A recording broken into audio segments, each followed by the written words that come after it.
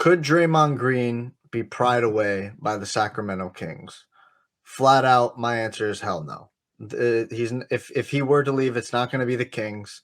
It would be somewhere, I don't know, a Dallas type if they retained Kyrie and have Luka there. That's something that I would think could happen.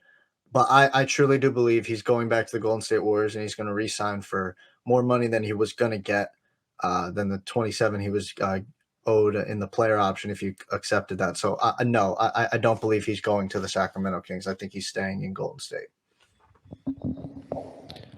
Yeah, I don't think that's gonna happen either, but could it work? Could he help them? I think so. I think me and John had a conversation like a month ago, like the Kings need a connector, and he could be that on any team. So I agree with Brandon. It's not gonna happen, but I mean, it could work.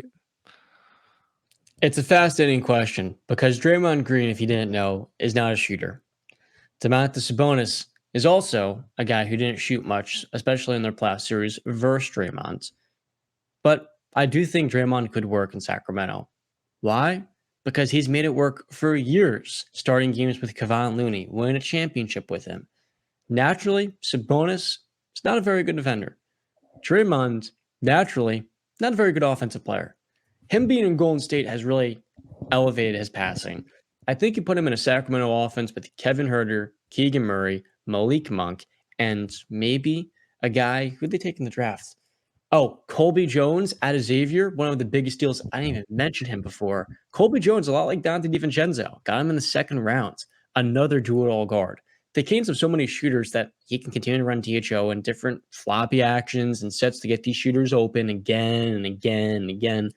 But in order for the Canes to contend, the defense has to be better. And Mike Brown knows that. They've got so many Warriors connections in that building. You need rim protection that they don't really have. But I think getting a leader like Draymond will be perfect. Now, can they sign him? Yes. If they don't bring back Harrison Barnes, they'll have over $30 million in cap space. You plug Draymond into that lineup at the 4 with Sabonis, would it be weird? Would it work at first? Yes, it'd be weird. Probably wouldn't work initially. But in the playoffs, which is where the Kings' focus is now lasered in on, that would be perfect. And as the report came out, some random executive said, I think the Warriors are sweating about the possibility of him going up the highway or up a freeway. Because if they lose Draymond, now that defense, which was one of the best in the league with him, becomes one of the worst. That's how important a defensive player he is. Plug Draymond into Sacramento, though, Mike Brown. Those are the two pieces that helped drive the Warriors' elite-level defense years ago. So I love this idea.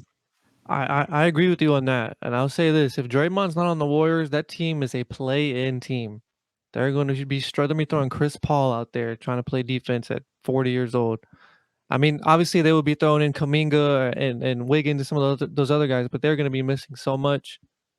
If Draymond did go to the Kings, I mean, who's playing the 3 over there? Keegan's going to get cooked. It's going to be tough. A little bit. I would just say I don't think the Warriors would make a move like trading Jordan Poole if they didn't know Draymond was coming back. Because I specifically said that move was going to happen because of what happened, and there's no coming back from that. A breakup was inevitable, and the only way to fix that problem, which was an internal problem, was to get rid of one of the other. You don't want to get rid of Draymond because how important he is. So Jordan Poole is the guy that's left to trade away. And I don't think they make that move and think, oh, yeah, we have, it's a 50-50 shot we're getting Draymond. I think it's 100% shot. The conversations have been had. Draymond's coming back, and he's going to resign for a little bit more money. But at the same time, trading Jordan Poole could be in part of fear. Your tax bill is so high. You're uncertain you have the cap space to get Draymond. It helps you get it. But if Green wants to prove himself in a different setting on a team that could offer him a little bit more money, it makes almost too much sense to test his limits going into his mid-30s here. I know it's weird thinking Draymond could retire anywhere else other than Golden State, but the Kings need precisely what he brings. It's another challenge, and this is a guy who his entire career has been doubted. People have never understood him. Think about what it would do for Draymond Green's legacy if he went to Sacramento, brought them to the conference finals. After the year before, they're being beat by the Warriors in 7 games. To me, it would add another layer to his legacy, and he would also be making more money because the Kings have over $30 million now in cap space this offseason. Be like the opposite of what KD did. Yeah, Exactly. I got a the question. opposite of Kevin Durant, bro. Draymond. I got a question for y'all. Mm-hmm.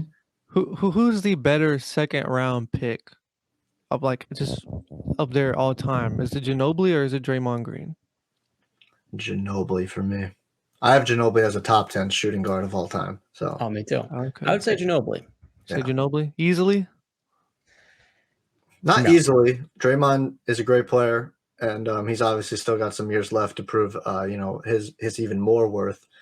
But yeah, I just so many people will say that like Ginobili was like the guy. I think Pop even said it, like without Ginobili, this team is not going to be a dynasty. Like Ginobili was like, But like without Duncan, like Duncan, obviously, it's kind of like what I say about Jokic and Murray. Like Jokic is the guy. You look at Jokic, right? You look at Tim Duncan, but without Ginobili, that thing doesn't run. Without Jamal Murray, that thing doesn't run as smoothly as it did. But you could say the same thing You for could. the Warriors. Draymond is the exact. I mean- you want to know why I picked Manu? Manu won a gold medal with Argentina, and that team had Carlos Delfino, Luis Scola. It was a really good team, but that accomplishment is greater than any Warriors championship. Just is, and that was his second year in the NBA. Manu could have played in his early 20s. He didn't come to the league up until he was 25 years old, and he came off the bench for so many of those years. Part of his play style forced him to be a little bit more cautious with the minute totals, and load management limited him to just 20, 22, 24, 27 minutes per game. But I think when you look at his all-around impact on the offensive end, defensively for years, averaging 3 steals in the playoffs, the longevity of Ginobili especially, the guy is a 4-time champ, just like Draymond, 2-time All-NBA. Does Draymond have any All-NBA appearances? He might have He's one. got DPOYs. He's got one DPOY. Oh, I one think he deserves DPOY. more. 2 All-NBAs for Draymond. He doesn't have the 6-man year selections, but he does have the all-defensive case. 8-time all-defensive. Yeah. I would just say that if we're going to compare player to player, I think Manu is the overall better player. Like obviously, yes, Draymond's defense is better, and he's a great passer. But Manu, his shooting and scoring prowess, handle, and he wasn't a slouch passing the ball either. He was a great playmaker as well. Both were great leaders in their own rights. So I just think Manu just edges him in most of the categories when you look at, except for defense.